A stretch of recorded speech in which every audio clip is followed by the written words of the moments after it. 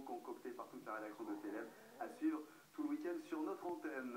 Juste après l'équipe de 19h, c'est désormais un rendez-vous bien ancré. Le quiz actu avec soit une info du jour, soit de l'insolite ou plutôt des coups de gueule. C'est le cas ce soir. Qui pousse ce coup de gueule, s'il vous plaît? Elle s'appelle Michel Picard plus exactement. Elle est la mère de Vénitieux. Mais de quoi parle-t-elle? De quoi parle-t-elle quand elle dit scandaleux, consternant, sexiste? Qui a la réponse? Moi j'ai la réponse, moi. Bah alors, une petite idée, et non, ne parle pas de Armand. Une petite idée, Marie-Charlotte, ou pas? Scandaleux, consternant, sexiste. Ouais, sexiste. On a entendu un petit peu parler ces derniers jours. Clément, vous avez une idée ou pas? Ce serait pas une histoire d'une femme dénudée? C'est exactement ça. Maire de Vénitieux qui donc réagit à une création d'une entreprise, dans l'agglomération lyonnaise qui arrive, dont l'activité est de proposer aux clients des jeunes filles en tenue sexy pour effectuer des tâches ménagères. Pour faire du ménage, Pour faire du ménage. Donc, vous appelez cette entreprise et vous louez, entre guillemets, des femmes de ménage en tenue comme ça vous inspire. Scandaleux, sexy. Soubrette, voilà, soubrette, qui passe l'aspirateur. Est-ce que c'est insultant à l'image de la femme, ça? Ah bah un petit peu quand même. Je sais pas, moi je vous pose la question, vous êtes une femme. Alex? C'est limite? Oui, c'est limite, oui. Mais en même temps? Mais face à mon coloc, je sais pas, voilà, je me tâte. Comédien humoriste dont on entend beaucoup parler, Alex Ramirez, donc sur ce plateau, vitesse grand V pour vous, c'est affolant ce qui se passe autour de vous. Le spectacle s'appelle Saison 1.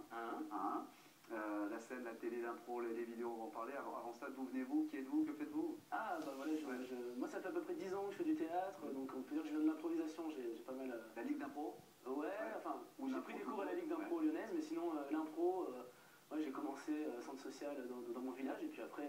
c'est quoi votre village? C'est Roussillon. Ah, juste à côté? Voilà. C'est en Isère, c'est ça? C'est dans l'Isère, ouais. Et depuis quand êtes-vous à Lyon, ou à Lyon pour les études? Ça fait 4 ans, pour les études, j'ai fait des études de cinéma à la fac.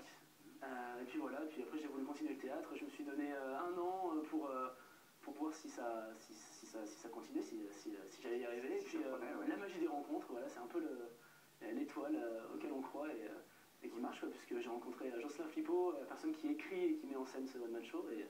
Et du coup, voilà, tout s'enchaîne, je continue à faire de l'impro avec les impros locaux, et c'est magique, c'est cool. Les impros locaux, ça me fait doucement rire, effectivement. Premier one-man show à 21 ans. C'est-à-dire que vous vous prenez pour un héros de série, c'est ça?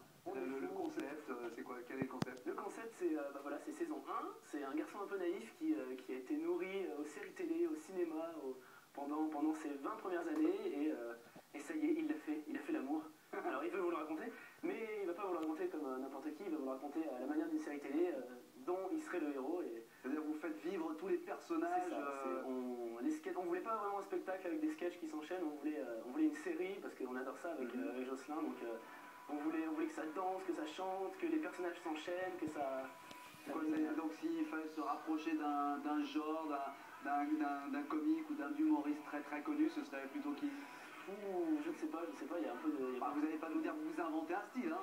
Si. Non, moi je puise plus dans le cinéma, dans la télé que dans le visuel, quoi. Est-ce qu'il y a une fin à multiples rebondissements comme dans les séries où c'est jamais vraiment la fin en fait? C'est ça, il y a saison 1, ça présage une saison 2. Le jeu de mots marcherait moins déjà, mais c'est ça, il y a un méchant, il y a tous les ingrédients d'une série, et il y a un cliffhanger à la fin, comme on aime les appeler, cliffhanger. Voilà, ça fonctionne. Combien y a-t-il de personnages dans votre spectacle? Une quinzaine, j'en fais à peu près une quinzaine. 15 personnages différents, tous aussi différents. Voilà, on essaye. Et vous envoyez des messages forts ou on enchaîne les panneaux comme ça? Il y a quelques messages quand même, des sujets traités forts? Ah oui, ça traite beaucoup de...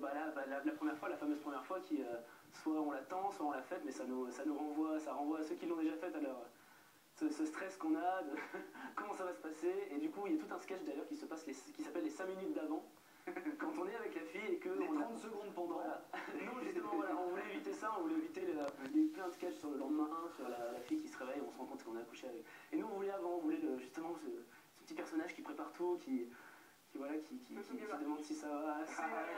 La question de Marie-Charlotte, je vais vous laisser. Est-ce que tu l'as réellement vécu?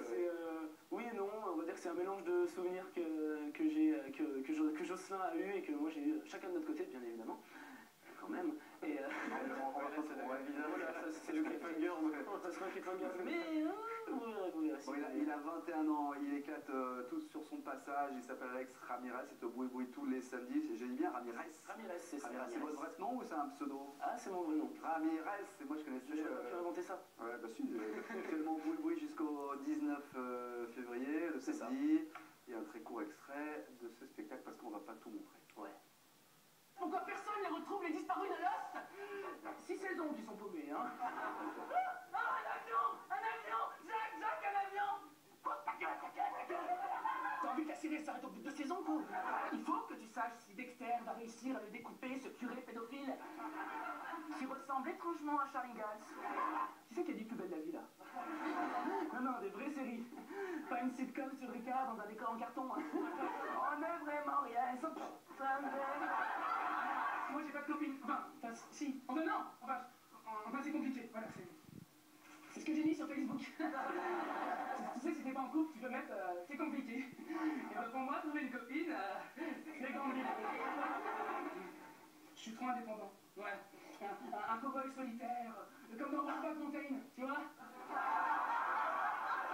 Ramirez, et vous me dites que vous êtes seul sur scène, on vous voit deux dans un lit, comment ça se fait ce petit? Ah, bah parce que, comme dans toute bonne série qui se respecte, il y a la guest star.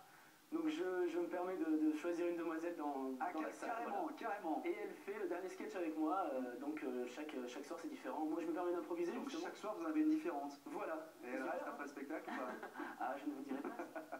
Bon, parce qu'il n'y a pas que le café-théâtre dans la vie, que l'humour. Il y a les sorties, la première sélection de Marie-Charlotte Voilà, Confitel. la sélection Mon Week-end à Lyon. Donc, par rapport au site internet, j'ai sélectionné, comme chaque semaine, 2 événements, 2 coups de cœur. Le premier qui se passe du côté de Pierre Bénite. En fait, il s'agit d'un spectacle sur Edith Piaf, ça s'appelle Inédite Piaf. Ça rappelle un petit peu sa vie, du début dans les années 30.